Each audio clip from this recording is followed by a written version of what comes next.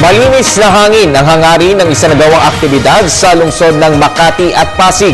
Kasabay ng paggunita sa Clean Air Month ngayong Nobyembre. Narito ang report ni Jules Giang. Iwas gamit ng kotse ang pakulo ng Clean Air Month celebration na isinagawa sa Ayala Triangle sa Makati at Ortigas Avenue sa Pasig.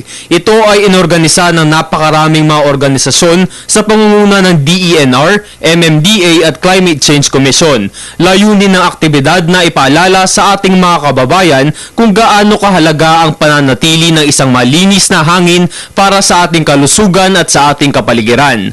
High hopes for the youth of today. I think they're more aware how important the environment preservation. And maybe ang mas sa akin lang, sana isabay na sa buhay.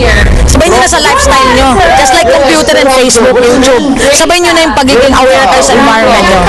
Yun lang masasabi ko. Dahil it's actually cool because kayo rin ang magkikinabang ng magandang mundo.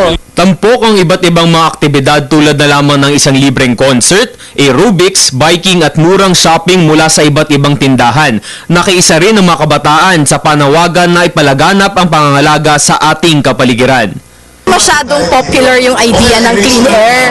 Kasi mas importante, for example, kung na yung environment pa lang, mas importante siguro yung waste or yung to prevent flooding kasi takot tayo lahat sa ondoy. Magsibisa ng challenge yung mga nangyayaring calamity and disaster sa atin para tayo na mismo yung kumilos at hindi na natin hintayin pa na masira yung environment. Okay, may kanya-kanyang issues for different provinces, different cities.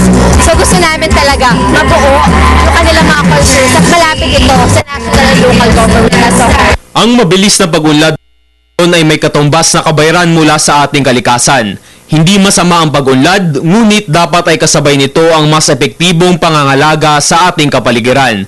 Ito ay simpleng advokasya lamang na dapat maging bahagi na ng araw-araw na pamumuhay ng bawat mamamayan. Para sa Telebisyon ng Bayan, ito si Jules Giang.